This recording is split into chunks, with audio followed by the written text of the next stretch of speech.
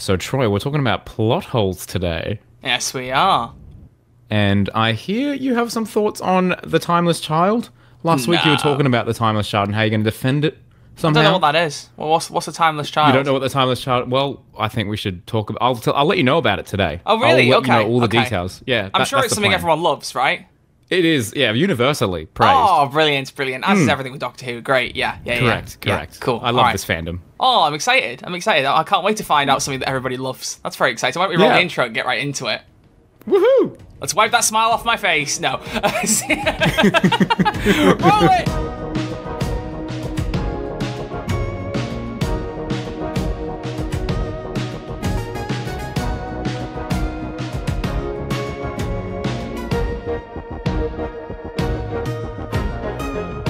Hello and welcome back to Who's There, a Doctor Who podcast, the show where two WhoTubers get together and talk about the greatest show in all of time and space, Doctor Who. I'm your host, Troy, also known as Red Archer Live, and joining me, as always, is a man with a very strange green screen board behind him. I mean, it's definitely not green screen. What do you mean? I definitely can't see the green screen effect. It's Crispy Pro. How you doing, buddy?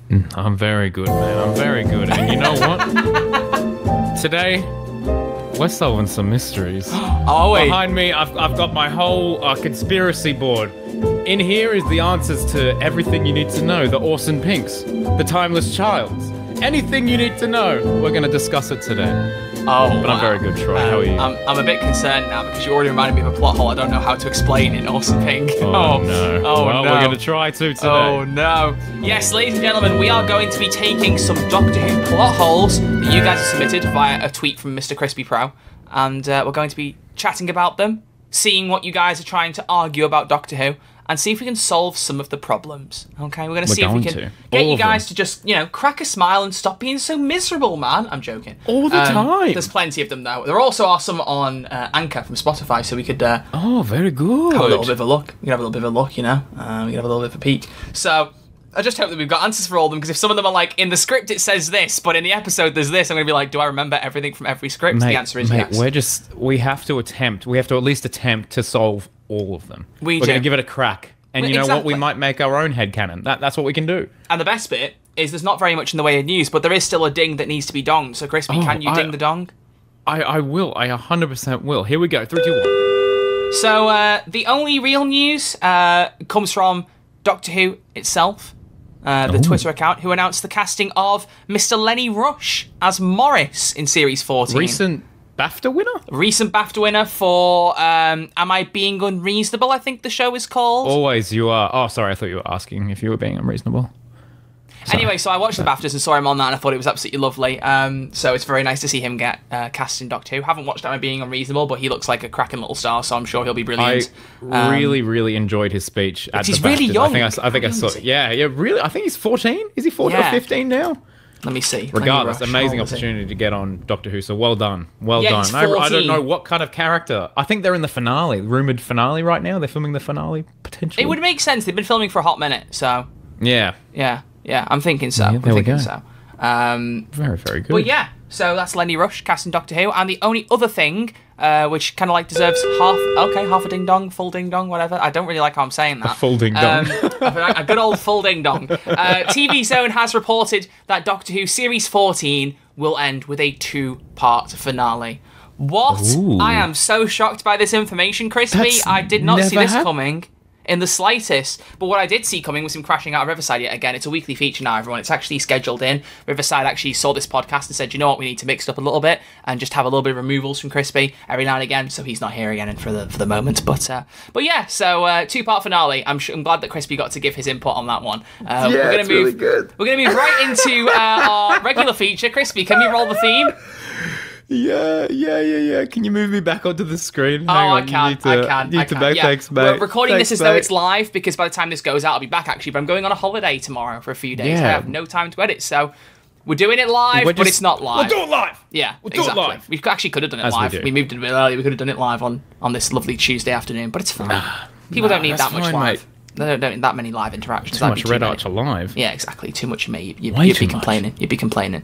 There's only so many times I can swing a lightsaber on the camera before everyone gets really bored. So, Yeah. speaking Correct. of, anyway, roll the theme. Roll the for what? The poll? For the poll, buddy, the poll. I've got so many themes in here. I've got so many themes. All right, he's got you want too some much poll? control. You can have your poll music and eat it too if it loads. There we go. It's poll time. I did the intro, so I did. He voiced it himself, and I was like, no, I didn't know. No. It's Sorry. fine. It's fine. This That's is how you can tell we're That's doing it on live, me. everyone. Because we're messing up our bits. It's fine. Anyway, we asked you all, we gave you all, I don't really know how to set this one up, based on last week's episode where we gave our top 10 episodes, which by the way was one of the best episodes I think we've done. That was really good fun. Oh, I loved it. I really loved it. I listened to like half of it on the drive home today. Great. It's great stuff. I remember you texted me afterwards going, that was really good, and I was like, hey, don't worry, this could be the start of a series, and you were like, really? And then I listed like 4 or 5 different options we could do with it, and you were like, let's go! Absolutely. So, absolutely. It's coming back, Playlist don't worry. it. We will do more. Yeah. We'll do more. I love that. It was a good format. Good live as well. Yeah, I think the next one will probably be top 10 performances by the Absorbaloff, so get excited. Oh my gosh. It is going to taste like chicken. Oh my gosh. But we gave you the top 4 episodes from our top 10, so each of our top 2 picks, and asked you to pick out of the 4 episodes, or 4 two-parters, what your favourites were. So just to remind you, my top spot was World Enough in Time / Dr. Falls, and second place was Heaven Sent. Crispy's top spot was Day of the Doctor, and second place was Impossible Astronaut and Day of the Moon. So they are our 4 options. World Enough in Time, Dr. Falls, Heaven Sent, Day of the Doctor, and the Astronaut two-parter. Crispy, which of the 4 came out on top, which of the 4 came out on bottom? Astronaut on top, 100%. 100%. How I'm not confident just are saying you? that because it's my favourite episode. Well, it's not, because you put Day of the Doctor above it. Ah, well, it's my personal fan favourite episode. Then it should have been top of your list. Realistically, it is number 2. How dare you? I reckon Heaven Sent took the cake and Impossible Astronauts down the bottom. You're absolutely bang on. On YouTube, out of 424 votes, Heaven Sent takes top spot with 37%, closely followed by Day of the Doctor with 33%. Well enough the time the Doctor Falls gets 22%, while Impossible Astronaut doesn't even break double figures. It sits at 8%. On audio platforms, it's Just a Side of a Story for Astronaut, which gets 1 vote out of 22, finishing at 5%.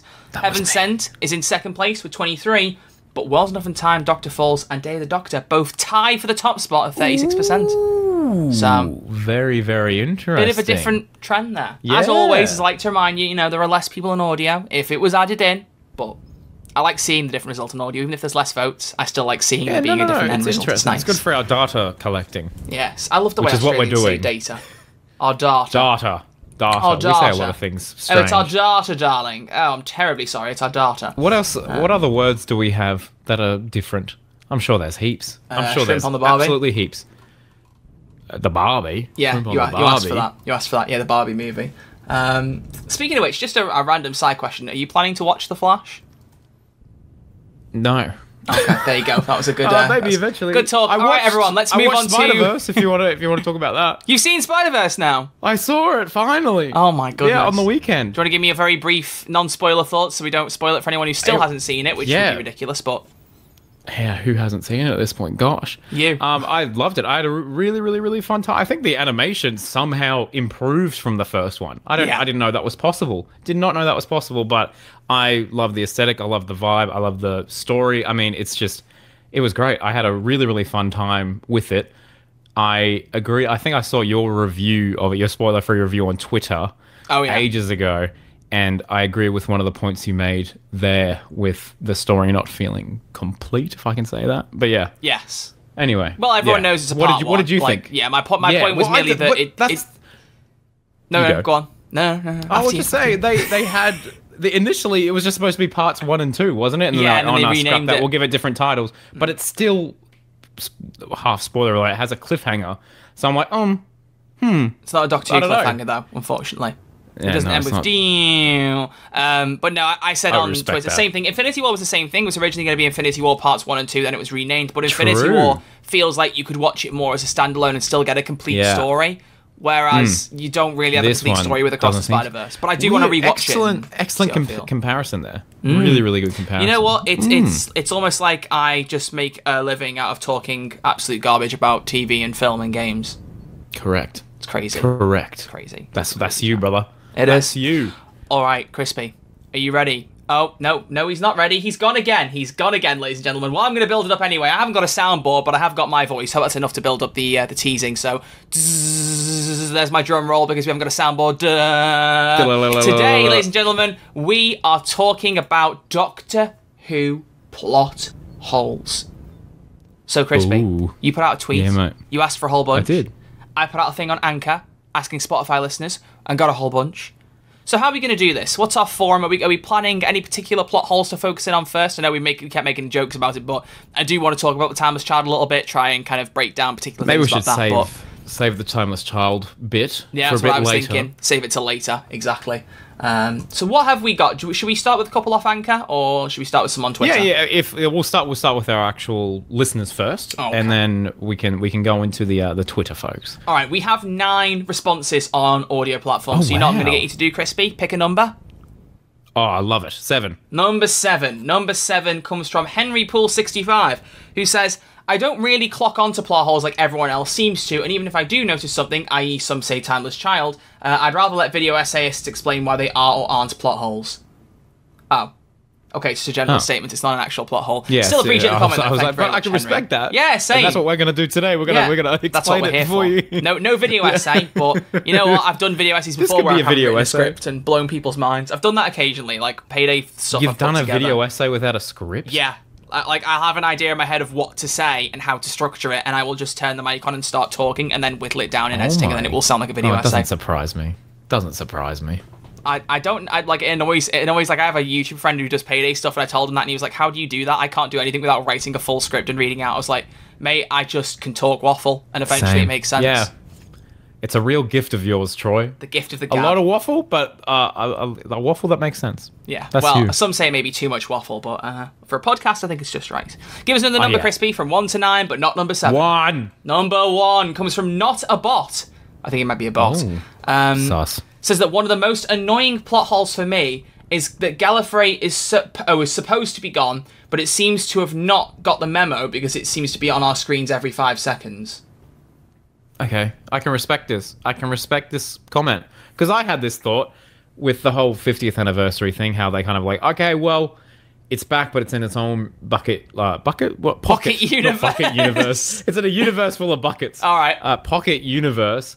And then at the end of Hellbent, we kind of make our way there, and then it's kind of back. But you obviously see that in, what was it? Spyfall Part 2, where Jodie travels to the pocket universe, like she leaves the time stream for a bit and then goes to the pocket universe. It just didn't seem very hard to get there. Yeah. So, Like, I don't know. I What do you don't think, really Troy? know what happened there. It's a bit weird. Maybe when the Master destroyed Gallifrey, he brought it out of the pocket universe in the process so he could destroy it.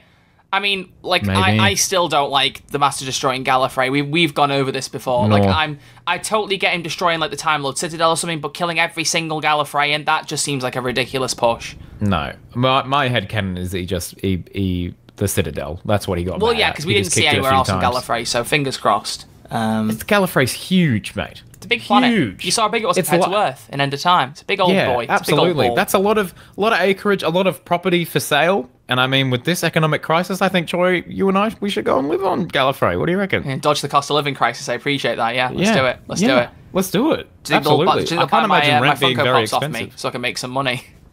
So yeah, well, We open up maybe a there's stall, we market open on up a shop, Gallifrey. and then Yeah. teach Gallifreyans about the art of the Funko Pop. Wow, at least £1,000 each. Wait, but we could sell them. We could sell the Doctor Who ones, then it works in universe.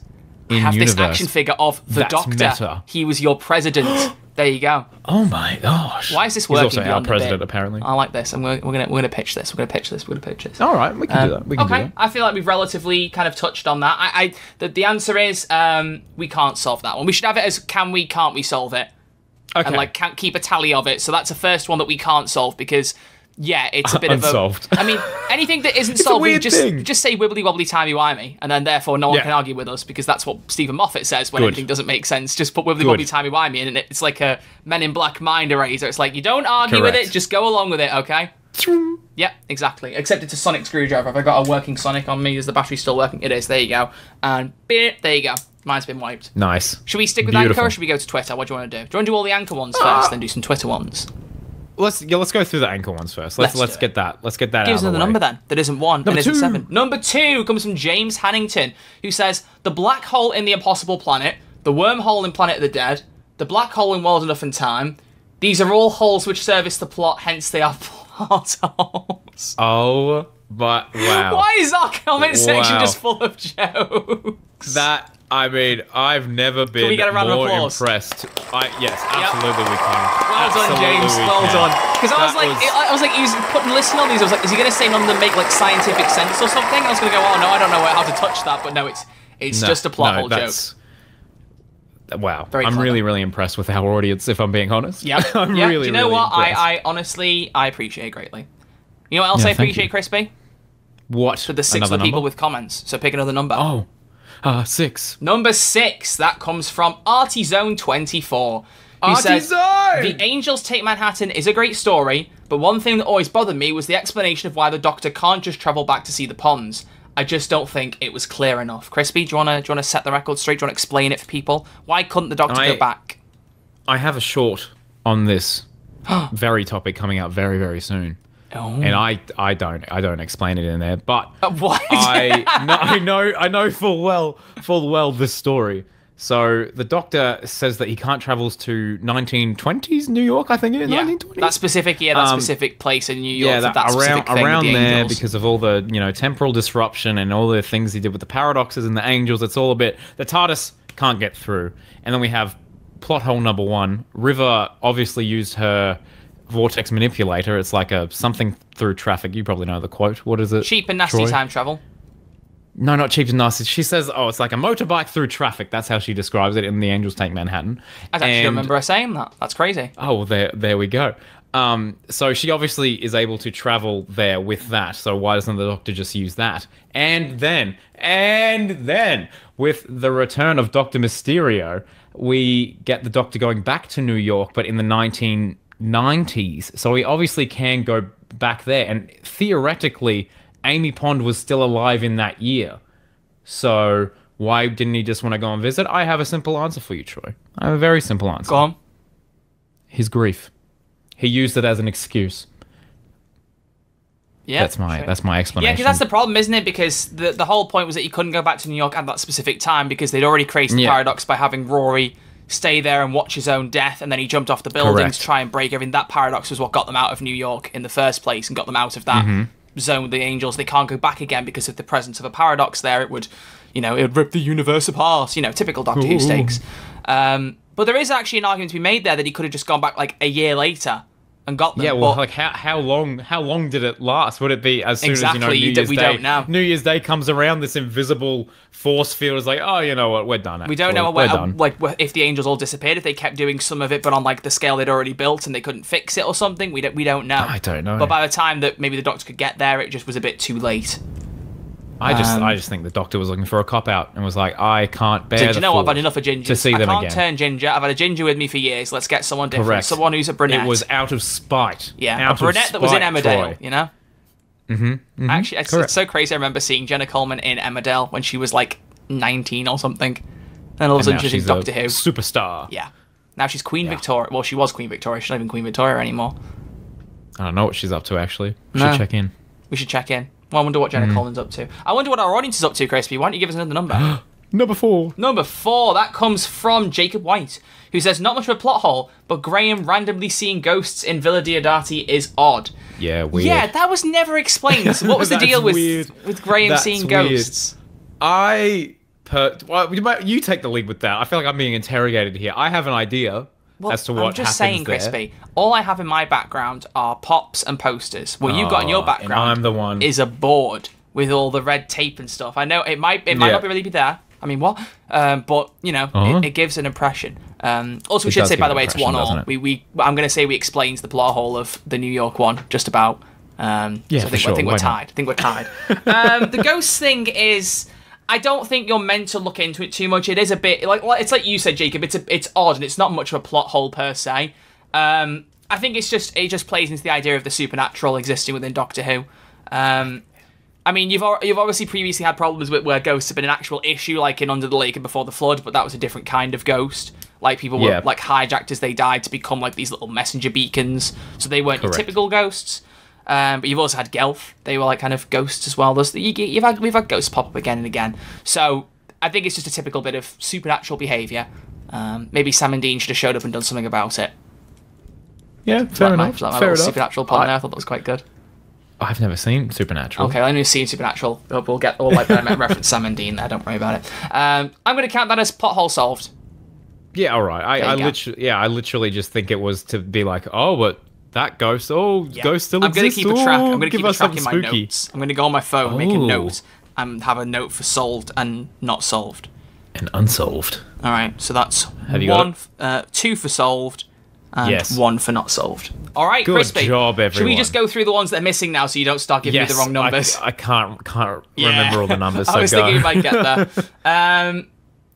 All right, okay. Dan wants us to revisit the Angels Take Manhattan. Amy and Rory stuck forever in the past. What makes this worse in TRODM? Oh, the Return of Dr. Mysterious is what you said. Yeah, that's what I said. Is that the 12th Doctor that she fixes the problem that meant he couldn't return for them, so why didn't 11 know he could do this? Wait, the 12th Doctor doesn't fix the problem, does he? At the start, he's like, oh, I'm trying to, there's lots of time distortions in this area. I'm trying to do something. But I don't think he necessarily says fix, but it looks like he's trying to make things right. Really? I never took that as like a reference to Angels Take Manhattan. What would he be doing up on the rooftop? That's the whole point. Crispy, what is the Doctor doing half the time at the start of episodes? I just didn't make the connection. He's going to the pub. He's going to the pub, having a good time. He's going to the pub, exactly. He's going to the pub. That's exactly what he does. That's the Doctor through and through. He's going to the pub. He's going to the pub. Just go to the pub. So again, don't wibbly wobbly timey wimey. There we go. We solved that one. Yeah. All right. Albie says the Doctor's shed is shown under a blue sky in the Day of the Doctor. However, in Gridlock, 10 says I could imagine they were still alive under the burnt orange sky. So which colour is it? Interesting idea, and I'm just waiting because Crispy has yet again gone. Don't worry about it, guys. He'll be back in a moment. He's tried to join back and left again. It's going very well. Interesting, Albie. Yeah, because there's that shot of the War Doctor, like, walking along the sands, and there is a bit of a blue sky overhead. I wonder if it's a climate thing. He keeps trying to join and keeps getting thrown out, by the way. I wonder if it's a bit of a climate thing, because you do see the orange sky over the Citadel, but the shed was a bit away from the Citadel itself. So perhaps the climates are different in different areas of Gallifrey. I mean, it makes sense to me if you look at our planet. Crispy were currently explaining why the Gallifrey sky is burnt orange when the 10th Doctor talks about it, but over the shed in Day of the Doctor, it's blue. I was just saying that the shed isn't quite in the Citadel, it's not in the city, so maybe there's different climates and the sky's coloured differently. You know, because there wasn't orange grass by the shed. Not as far as I remember, there was just sand. You know? Well, coarse, rough, and irritating sand that gets everywhere. Our sky is blue. But at night time, we don't see blue. And we get pink occasionally. Yeah. Danny Pink. Yeah. Occasionally. Awesome Pink. Awesome Pink. Yeah. Do you think if Danny Pink went to the ice rink, he'd be Danny Ice? Danny. Yeah, we're not doing this again. So yeah, I would argue climate change. Climate change. Different climates, Albie, I would say. I'm keeping that as solved. There you go. I took that one on for you, Crispy, while you had your little connection problems. I wanted to see what you would do. I'm really glad I was able to watch that whole thing. It was all intentional. We've only got 2 left. One is from Zombie Dude Zero. And one is from your favourite username that I always love the way you say. You can guess what it is. Can you say it again? The Beast Boss. Exactly, he knows it. Zombie Dude Zero has said, if the TARDIS translates anything, then why doesn't it translate Allons-y? Excellent. Excellent. I was waiting for someone to ask this one. Crispy, do you want to take the lead? Because I know. I know exactly what it is.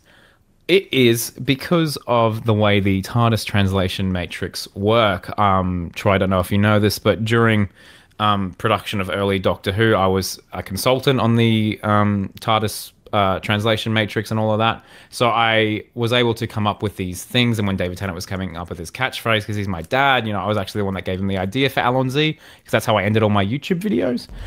So basically, when David, I just realised I can't really go full screen because this is the video version, so it'll be my face for a minute. I was trying to take the limelight away from him because he was annoying me with how much he was showing off everyone. He was irritating me. He was irritating me. I think in the...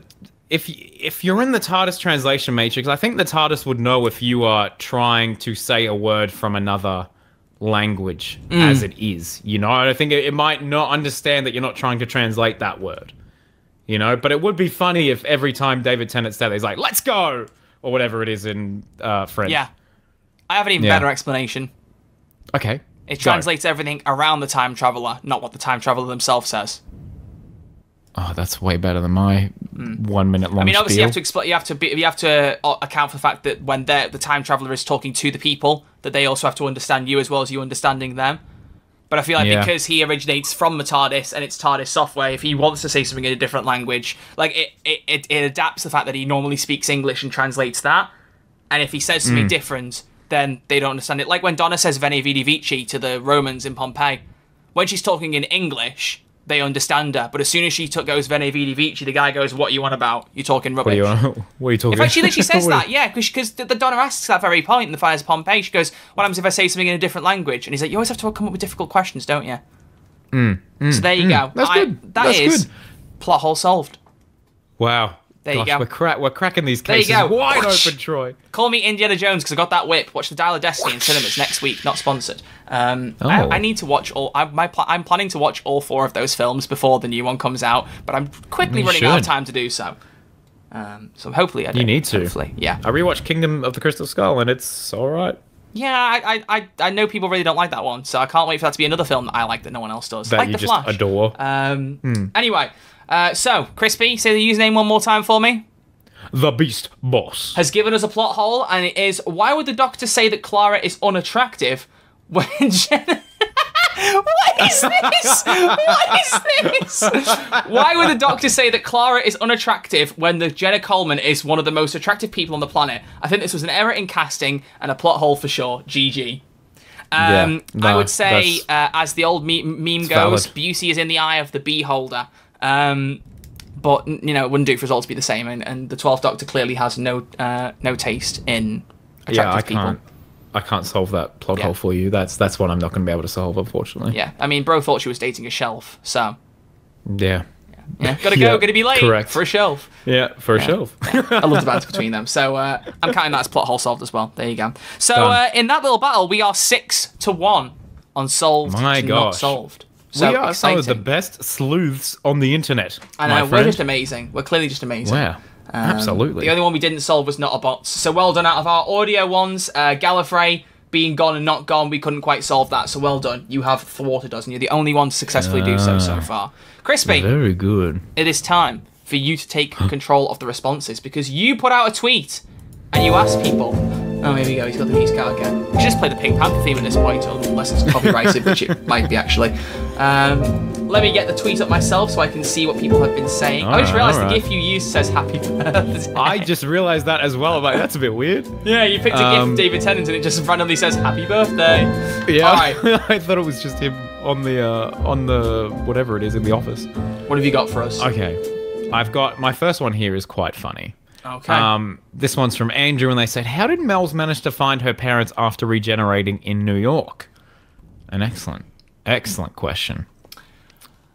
Ooh. What year is that? Well, they're in 1969. 1969, yeah. Yeah. And then I don't know what year that Amy and Well, we know that Rory... Time Lords take longer to age, so like Time Lords will look younger for a while. I mean, we've had a 900-year-old look like a baby before, Matt Smith. So no.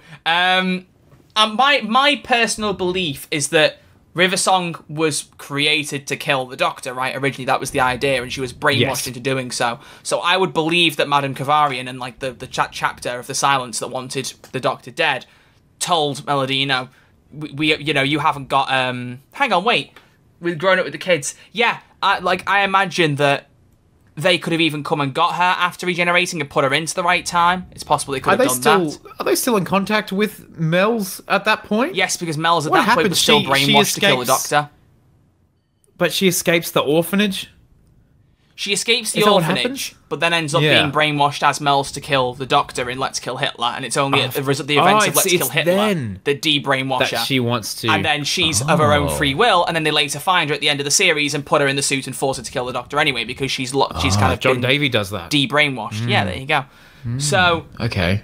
I would argue that either she was told before she regenerated to wait until this particular time, or more than likely she was guided there by Madame Kavarian. Because at that point, she was still kind of had Mel's / River Song under their influence. I love that. That's really good. We'll take that one, but I also think that she was just in a Facebook group text with Madame Kavarian and was able to figure out where they were.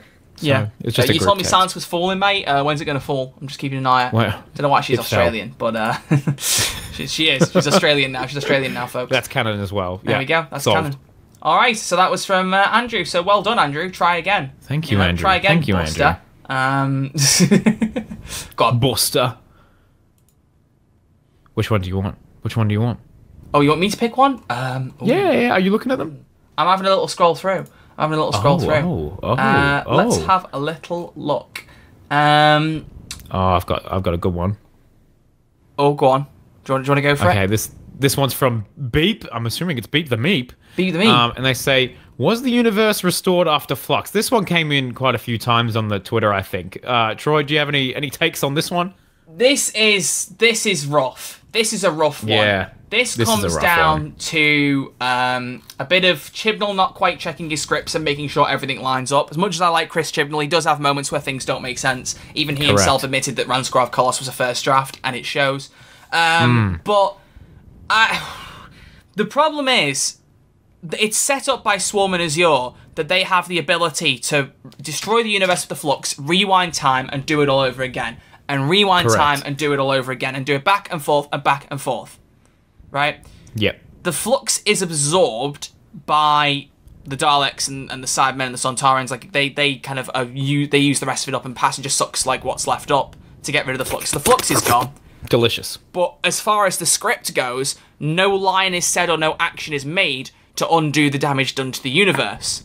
Oh, it could have been one line, couldn't it? It could have just been one line. So my theory is quite simply that the universe was saved and that the Doctor used whatever technology Swarm and Azure had in office, as we should say, to do so, and she fixed the universe, but Chibnall just forgot to put a line in there to say so. Oh my gosh. He was juggling a lot of plates in Flux, in fairness, so the odd thing was bound to slip through. I mean, I personally have a mind that I don't even know why the Grand Serpent got introduced. It was an interesting villain, but it felt like just one thing too many in that whole load of spinning plates. I would have just liked it if the Grand Serpent was in just was it Once Upon a Time, that episode, and kind of set up the whole Vinder's backstory, and we didn't really have the Grand Serpent come back. Yeah, I forget he was in that to begin with. Yeah, it was just a bit odd. Because how Vinder's working there or something. But anyway, yes, that one is annoying because you and I both know it could have just been solved with one scene or literally a throwaway line. You know what? It could have been done after they filmed. Exactly. But you know what? Our line has just solved it. So, tick. Boom. There you go. Boom. Are we stretching it a bit and saying we've solved all these? I don't know, but I'm still going to go with it anyway. All right, Crispy. We're on it. I think it's time for a big one. Oh, jeez, mate. I'm a bit nervous. Who Station mentions it and then just says they can pass it off. So let's see if we can go. Mike at Spidey in the TARDIS has presented a question via a meme. But the general question is... why is the fugitive Doctor's TARDIS buried underground looking like the modern TARDIS when, it only becomes a police box when it takes when it lands in the junkyard in 1963 with the first Doctor? This all boils down to a much bigger theory about where the fugitive Doctor comes into play. Have I ever mentioned my fugitive Doctor theory and why I think she fits in? We might have... it's been a while. I think you might have told me. I don't know if it was on stream or not. So yeah, it's a good point. Just say it again. So, based on the events of the Timeless Child, we'll get into why the Timeless Child isn't a massive plot hole and try and answer some of those questions later. But the fugitive Doctor, to me, based on everything that's shown in the Timeless Child via flashbacks of Brendan, this Irish policeman that, is randomly turns up at someone's door, suddenly finds out he can be shot and survives by falling off a cliff. It's all a mirror of the Doctor. But Brendan's career ends, and his mind is then wiped, and that's that, right? Brendan does a last job for the police. He finishes, he steps down, gets his Medal of Honor, and he's done.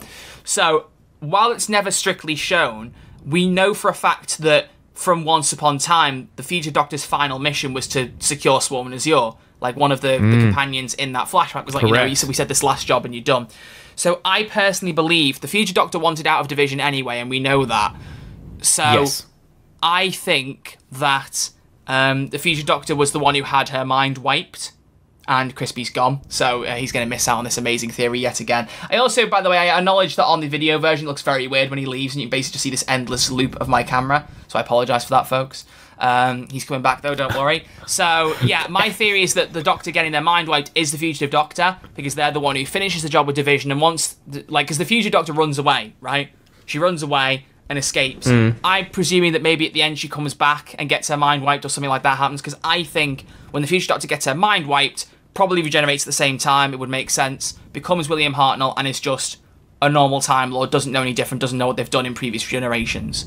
And also because of having the mind wiped, that also answers the plot hole we can tie into Timeless Child as to why the 11th Doctor figured that he didn't have any more regenerations left because he'd used them all by that point. If your mind was wiped, you wouldn't know that you could regenerate any more. True. And of course you have the argument of, well, if he doesn't know, it doesn't matter. If his body could still do it, his body would still do it. You can see how old and frail Time Lords can get sometimes. It might well have been that the Daleks could have shot him, and then all of a sudden he would have gone, what the heck, I'm regenerating. I didn't know I could do this. What's going on, you know?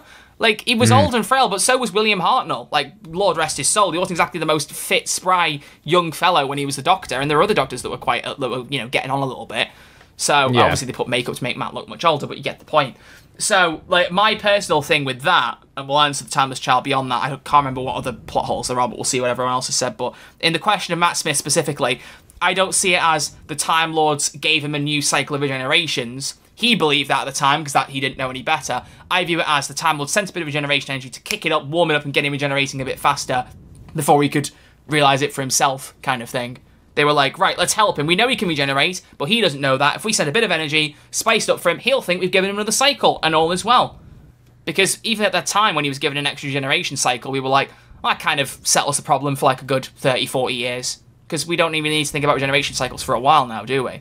So, wow. You know, it all ties together. I see it more as the Time Lords kick-started him off rather than gave him another cycle, and that's how the Timeless Child is explained via that plot hole specifically. So, but all that to say, why is the Fugitive Doctor's TARDIS buried in the dirt? I don't know. I know. I've got it. Go on, Crispy. So you understand how the whole point of a TARDIS is to try and disguise itself with its surroundings. Yes. You know? That's the idea. When Jo Martin's TARDIS is there, I think when she buried it, it didn't look like that. But when Jodie landed her TARDIS, that TARDIS was like, oh, that's what TARDISes are supposed to look like here, and went, boom, did it like that. That's my explanation. Intriguing. It would be a bit odd that the Fugitive Doctor didn't make a comment about it, but then again, if the chameleon circuit's working at that time, she wouldn't bat an eyelid and just go, it just looks a bit different. It would be changing all the time. Yeah. Changing all the time. Yeah. That's true. Because to be fair, the TARDIS has landed there so often, especially around that time as well, because it was present-day London, or present-day Gloucester. But, like, it's landed on Earth so many times around that time as a police box, and maybe, it thought to blend in, it would do the same thing. Yeah. There you go. Crack that one wide open, Do you know what? Mate. That's another plot hole cracked. Do I add an extra one for cracking the Timeless Child 11th Doctor thing? Yeah, mate. It's our podcast. We can do what we want. You know what? We are just explaining everything. We are Doctor Who geniuses. If anyone has any other concerns about Doctor Who, any questions, just come and ask us. We've got all your answers. Yeah. It might be mumbo jumbo, wibbly wobbly, but that's okay. That's fine by us. Exactly. There's no worries. All right, Crispy, do you want to pick something else? Yes, of course. Okay, here we go. This one is from Bobcat Needs Hope. This is, how are the Daleks in Eve of the Daleks and Power of the Doctor if they were killed by the Flux? Same with the Cybermen and the Power of the Doctor. That's interesting. I don't know. Well, the Cybermen and Power of the Doctor, immediately I can discount that because they were the Cyber Masters and they were the Masters, they were separate. So they were being looked after by him. They were the big boys. Yeah, so they were kind of a separate thing. The Master probably heard a whisper of the Flux and went, right, screw that, you're not going anywhere near it. That's the Doctor's business. We're not ready yet. Stay home. We're not meddling. Stay home today. Yeah, stay home. Don't stay go safe. out to work. Have the day off. They were doing social distancing, but it was 6 galaxies away rather than six feet. You don't catch Flux out there. Have you got your Flux bloody immunizer? Yeah, stop. Oh, my goodness. Do you know what? If we had a tally for every time he's crashed this time, we'd definitely have broken the record.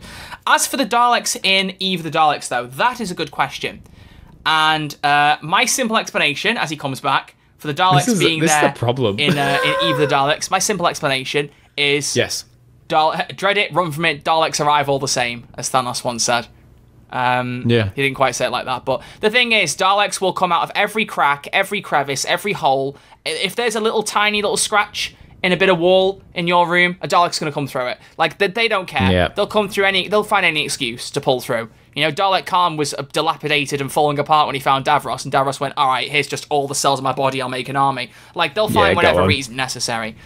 I would personally believe that because the Daleks are back to their full strength post-victory of the Daleks, because the Doctor didn't defeat them there and then, they went out, they spread, they have a parliament, they have an asylum, they have everything, that not every Dalek went to the Flux. Regardless of what they said, like every known Dalek maybe could have gone to the Flux to kind of hide out. But I still don't believe, like, I know they were saying that most of the universe had been destroyed, but I still believe there were pockets of the universe where, like, the Master survived with the Cybermen and weren't interfered. The Daleks survived and weren't interfered by. So there's enough of them left over to know what happened and therefore try and do something about it. Tick. Okay. Yeah, I'll take that. That's a win. That's another I've got win. another plot hole for you. Why, after making 65 episodes of Doctor Who podcasting, does Riverside want to destroy your internet connection? I don't know.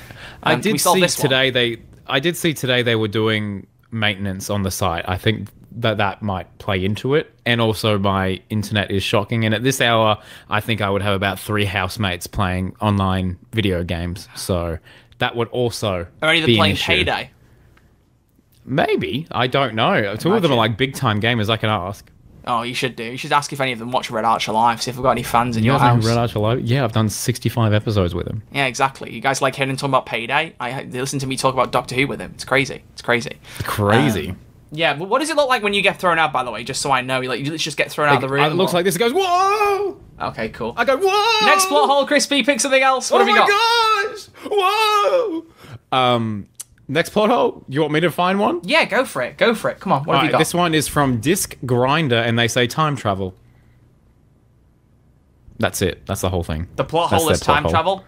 Yeah, how does that work? Okay, that's not realistic. Very, very simple. Time machine. Solved. All right, next plot hole comes from the face of Joe, who says, not really a plot hole. Face of Joe?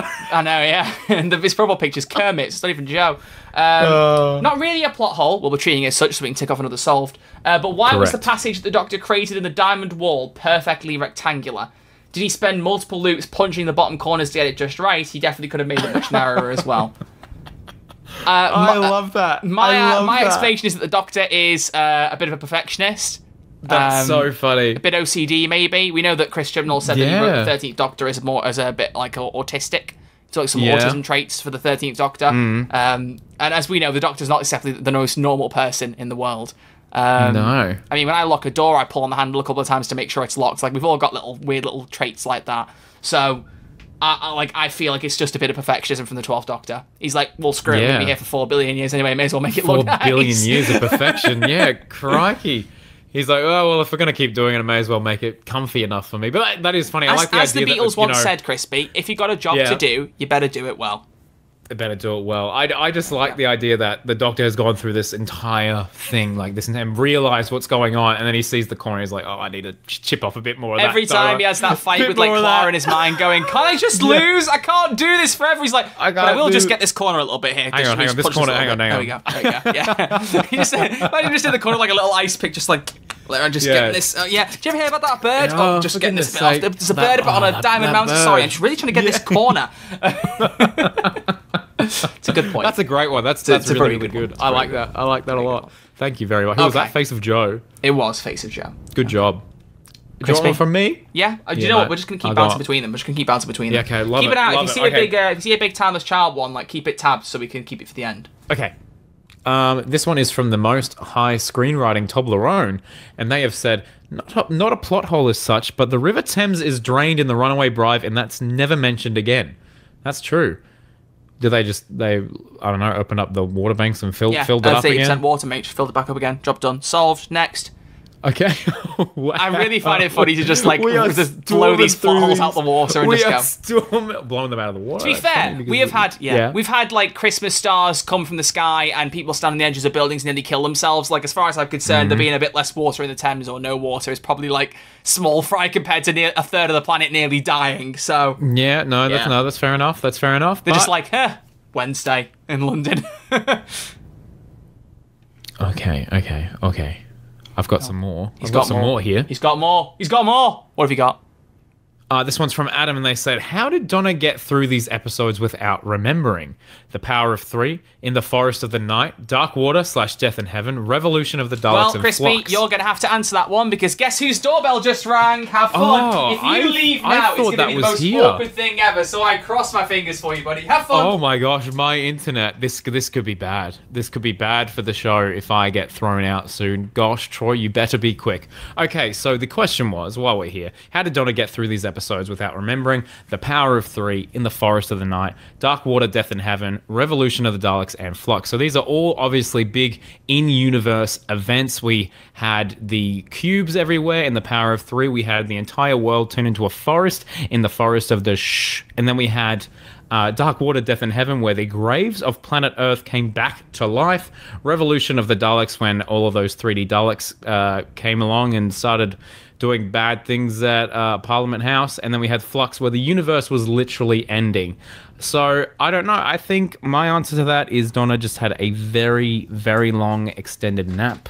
Oh, I know what I can do while Troy's away. I can play some music. Oh, he's back.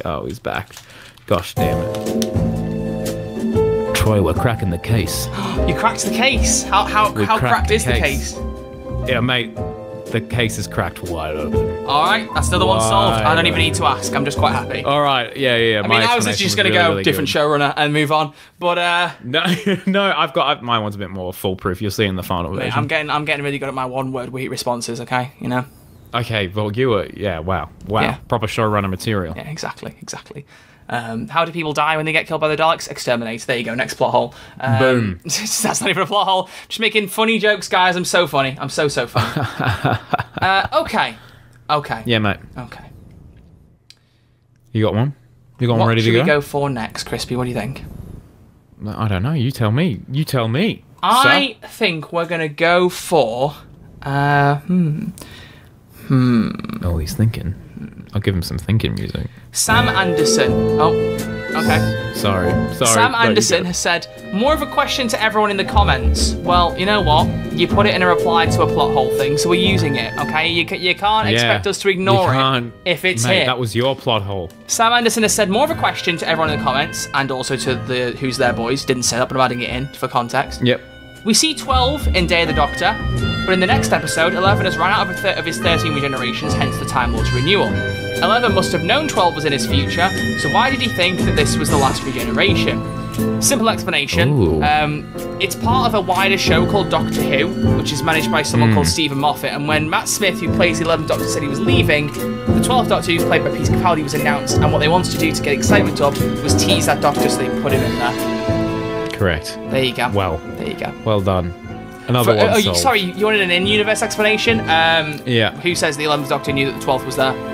Probably too busy saving Gallifrey. It was a busy day. It was a really busy day, in all fairness. Maybe Capaldi was like, you know what? I've saved the universe. Maybe I should just take my TARDIS back there to be absolutely safe and make sure that, I play my part. Make sure that it's definitely safe. Did I help? Oh, we'll see what happens. Exactly. He's just there. Again, this is the same guy who punched corners in this little diamond wall path. He's OCD. He wants to be doubly sure he's got it right. There you go. And you know who hasn't got it right, Chris? Because he's gone again! Woohoo! All right, I'm going to scroll through and pick another one then. How are we doing on recording? I'm keeping an eye on the episode length. We got some time. We've got some time to lobby some more. This is great. So, let's go with... Ooh, Jacob Powell's got 1 out of 2. Ooh, this looks like this could be exciting. And Crispy's back just in time. Crispy, Jacob Powell has got a 2-part tweet. Are you ready for this? You're joking. All right, says, hit me with it. In A Good Man Goes to War, the Doctor explains the Time Lords were created by being exposed to the time vortex for millions of years, which is how they explain that River Song is part human and part Time Lord because she was exposed to the time vortex during conception. He literally put ... So when Chibnall rewrote the Time Lord origins, splicing genes together to make Time Lords, it basically makes River Song an impossible character. Now she really is the impossible astronaut. Do you want to take a go at this, or shall I roll with it? Because I think I've got an idea. You go. Let me process that for a second. Okay, so the idea that that Time Lords become Time Lords by being exposed to the time vortex, that's more of a myth, right? That's something that's built up in the mythos of Gallifrey, that, we became Time Lords over millions of years because we kept staring into the time vortex, la-di-da-di-da. And Crispy stared into it so hard he's left again. This, honestly, it's like a running bit. Do you know what? We're going to do a drinking game. Don't tell your friend. If you ever watch this podcast with a friend and you guys like to do drinking games, then watch this episode without them. Then say, brand new episode of Who's There Doctor Who podcast, and do a shot every time Crispy leaves. Yeah, enjoy the inebriation. You could make it a drinking game. Yeah, exactly. You can make it. This is the worst one by far. This is the worst one by far. I would argue that staring in the time vortex thing is part of the mythos of Gallifrey. That being said, that doesn't also mean that staring down that time vortex wouldn't give you those powers.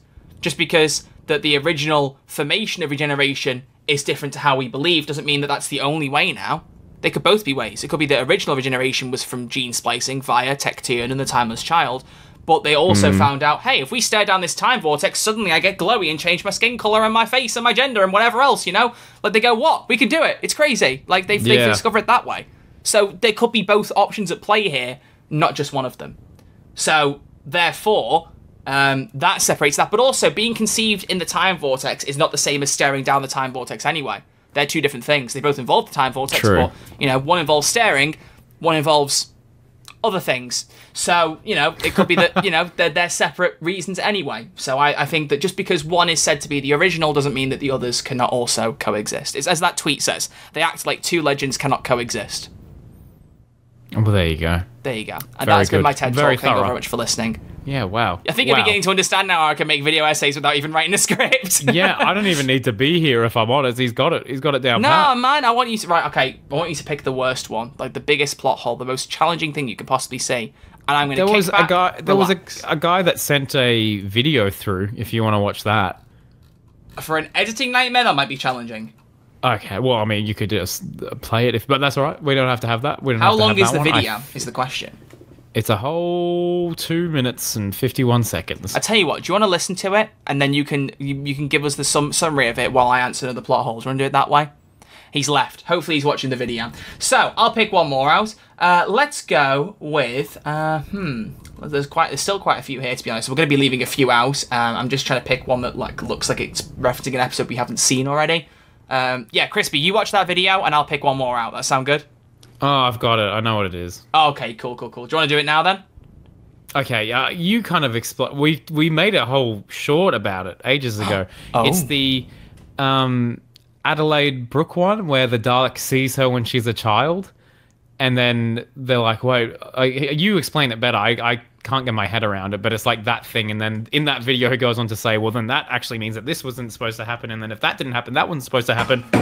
And it goes on forever. And Chris, you'll knock his things over this. You try to pick that up. Yeah. Pick that up, buddy. You pick that up. No, it's all right. Yeah, so the argument, we've discussed this before, but it's the argument that Adelaide Brooke in The Waters of Mars says that during the Dalek invasion of Earth in The Stolen Earth, a Dalek flies past her bedroom window, sees her, stares at her, doesn't kidnap her, doesn't kill her, doesn't do anything, just flies off. And the idea is that the Dalek knew that she had to go on to be in a fixed point in time.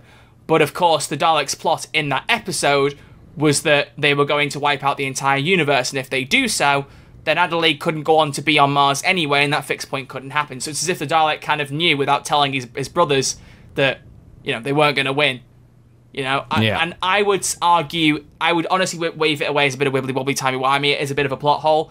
I would wonder if the Dalek kind of had a funny moment. I mean, there's not really a great way to describe it, but kind of gone, funny moment. I can't kill her, I don't know why. Oh, I'm just going to fly away, and kind of forgot about it, almost like the silence or something. Like when two doctors meet and the younger one doesn't remember what happened, a kind of similar thing there. The Dalek kind of has a bit of a moment where they go, something about me tells me I can't kill her, and all of a sudden just kind of snaps out of it and flies off. I don't think it's just instinct. It goes much beyond that. It does create an interesting plot hole, but I just kind of, well, what am I going to say? Wibbly wobbly. Timey-wimey. Wimey. Are we saying that as solved or not solved? What do you think? We're going to have to cop the L on that one, I reckon. That one's a tough one. Oh, that one's our second we got to give the people, something, you know? Something. We can't be that good. You know, we are giving them, Crispy, 1 hour of a Doctor Who podcast. So they can can't they enjoy that? Sorry, not annoy it. Can't they enjoy it? I've only been here for 55 minutes. I keep jumping in and out. Well, that is true. That is very true. That's all right.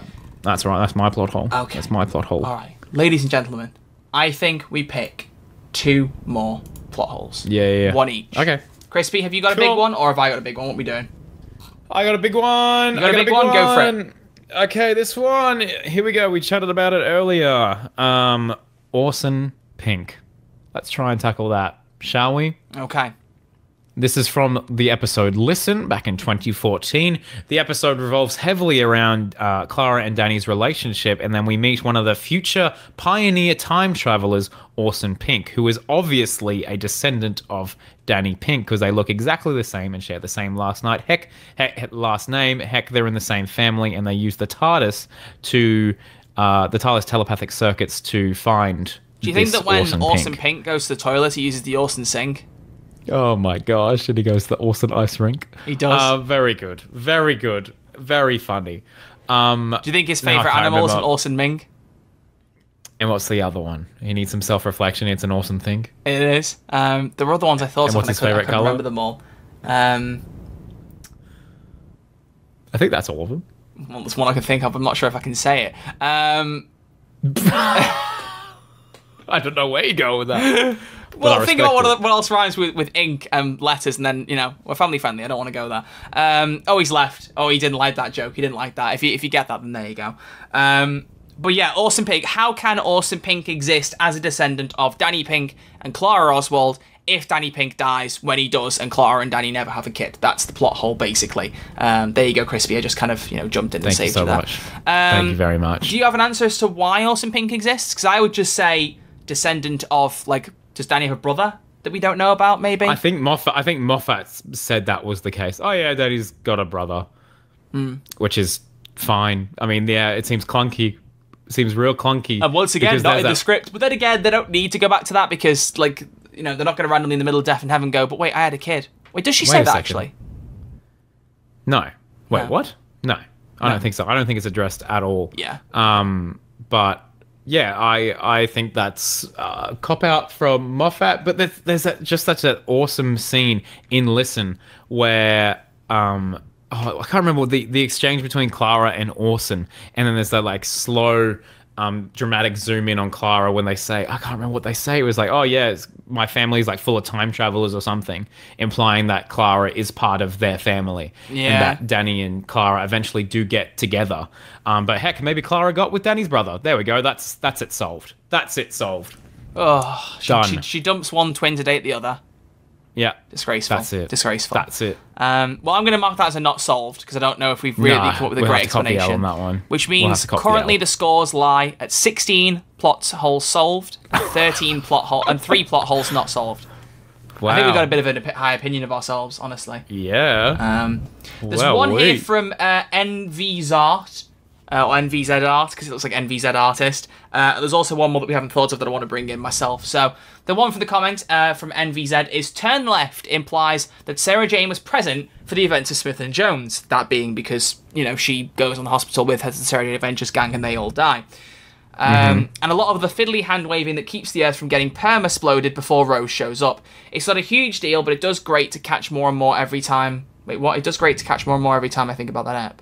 Oh, it does grate you to catch it. It annoys you. So my simple answer there would be that friends of the Doctor would know the Doctor was dead, and therefore they need to step up a bit more to save the world because he's not there to do some things. Yeah. I think That's it's fine by just me. as simple as that because, there kind of is an unspoken thing between all the different teams that save the day that other people will do things at different times, like Captain Jack being nice work with the Slitheen and all that. But if they Yeah. know the Doctor's dead, they all know they need to step up a little bit more and do a bit more and save a bit more. Yeah. Put in the extra hours. Yeah. Basically. Who's not to say that, Mr. Smith was monitoring where the Doctor was for Sarah Jane, so, he was like, don't worry, the Doctor's got this, or Captain Jack was monitoring every big world situation going, is the Doctor around? Is there any skinny boys in pinstripe suits? Oh, he is? Okay, cool, we can take a rest. Yeah, great. We're all I'll go good. flirt Put with the feet up. somebody. So, Yeah. that's basically probably what was on Captain Jack's mind. So I'm counting that as Correct. solved. There we go. Oh, wow. And so we Gosh. conclude with one more plot hole, Crispy. I think we've pretty much Oh solved my Timeless gosh. Child. I don't really... Yeah. Was there any other issues beyond the 11th Doctor and also where Future Doctor sits? Because With the whole Timeless Child thing, Yeah. I don't know. Messing up the numbering, I guess, but I mean, numbering's been First of our was Doctors, easy. long before the other, long before the Timeless Child came along. So I don't know. I think people just like to complain. Yeah, they do. I like settling on that. The Titanic. Let's just briefly discuss this, because I already have an answer to this, but I just want to see what you think. In Voyage of the Yeah. Damned, the whole plan that Max Capricorn has is going to crash the Titanic into the planet Earth. It will raise the entire planet, and he'll sell it off as like a giant rock or something like that, or it's the insurance money Yeah. or something he's going to claim. So the whole planet will be destroyed by the Titanic crashing. That's the plan. In turn That's the left, plan. though, when the Titanic crashes, it just destroys the south of England. Yeah, joking. I'm joking. I'm joking. That was sarcasm. But yeah, it only destroys the south of England. It doesn't go any further than that. And in case you ain't seen a world map, the south of England is not much in the grand scale compared to the rest of the world. So, Crispy, I pitch to you, why wasn't the rest of the world destroyed? You want me to explain this one? If you have an answer, if you don't, I will just go for it. just think Capricorn Boy severely underestimated the amount of explosives that he needed on board. He was like, he saw that and was like, "Oh, we didn't do much, did we? Bugger!" And then he died. Or no, is he saved? I can't remember what happens at the end of Voyage of the Damned. I mean, you want to relate it to, like, Series 4 that comes right after, you know, the adipose matron Ophelia is like, oh, you know, the planet's beautifully fat. Maybe all the fat on the planet helped bounce the Titanic off and it didn't do as much damage. Where am I going with that? Where am I going with that? I like that. No, I think it just comes down to a simple miscalculation. You know, they believe that it will destroy the world, but it actually doesn't. I mean, it would still be bad enough to destroy the south of England, despite my joke. It's huge. It was huge, but not world-ending. I mean, we saw the consequences of that when it did to Donna, on her own. Let alone getting onto the it's happening again bit, which... Russell. Jeez Louise. Russell, you. Brussels sprouts. What are you doing? Let him cook. Yeah. Aye. Let him cook. Let him. He should do an episode that's like just set in a kitchen, and it should be by Russell T Davies. Russell T Davies. And on that note of a terrible joke, we're going to wrap up today's episode of Who's Our Doctor Who podcast. We have solved 18 plot holes and left 3 unsolved. 1 for every showrunner of modern Doctor Who. Crazy. So if you can solve those ones, we would love to know your explanations. Please leave them in the comments below. Thank you very much. And also let us know how terrible you think some of our explanations were and how hand-wavy I think all of ours were foolproof, mate. What are you on about? Especially my one-word, one-sentence ones that didn't really allow for much debate. They were so good. Correct. They were so good. Correct. If you guys have got more plot holes, we could always do a part 2 of this. You know? Yeah, if you got some more, hopefully this sparks some kind of conversation. It could be they were going easy on us, Crispy, and maybe next time we do them, we have 3 solved and 18 unsolved. You know, who knows? Oh my gosh. Who knows? Oh my gosh. Yeah, well, we'll see. And if anyone knows of any good internet providers, please hit me up in Australia. That'd be great. That'd be that's the biggest mystery of this episode. I think if you put a shrimp on your Barbie and connect your internet to that, it'd probably do better. It probably would. Honestly, it would. Come on, Barbie. Let's go party. Crispy, are those your closing comments? Those are my closing comments. Perfect. Well, there you go, ladies and gents. Crispy, we have a podcast things document, and we actually have planned out nearly up to episode 70, was it? Or up to episode 70, which has a great code. We've got some stuff. Have you reached out to make episode 66 happen? Yep. Is that already locked in? Yep. So apparently I need to do some guest art then this coming week. Cool, good to know. Well, there you go, ladies and gentlemen. Should we announce it right now then? Yeah, why not? I only messaged them like as... He's literally gone as we're revealing it. I give up, ladies and gentlemen. I give up. Well, here you go, everyone. Next week, Doctor Who Hot Takes returns once again. And just like last time, we have got a special guest. And our guest is one of the biggest names in Doctor Who YouTube. Crispy, who is the guest? The guest is the one, the only, the mighty Tharies, of course, the Leak King himself. The Leak King himself will be joining us for some hot takes. So get all your Doctor Who hot takes, all your big opinions that you think people won't agree with, anything along those lines, leave them in the comment section. Get them on the audio platform, Q&A. I think do we ask Tharies to try and get some for himself or something like that? See if he can ask his audience for some. I just said we'll get a bunch coming in wherever it may be. Yeah. So keep an eye out. But ladies and gentlemen, thank you all very much for watching, and we'll see you all next Saturday with episode 66. We're going to execute order 66 on your hot takes. Thank you all very much for watching. Greatly appreciated. Until then, it's goodbye from Crispy. Bye. And it's goodbye from me. See you all next week in episode 66. Alan Z, baby. Alan Z, baby.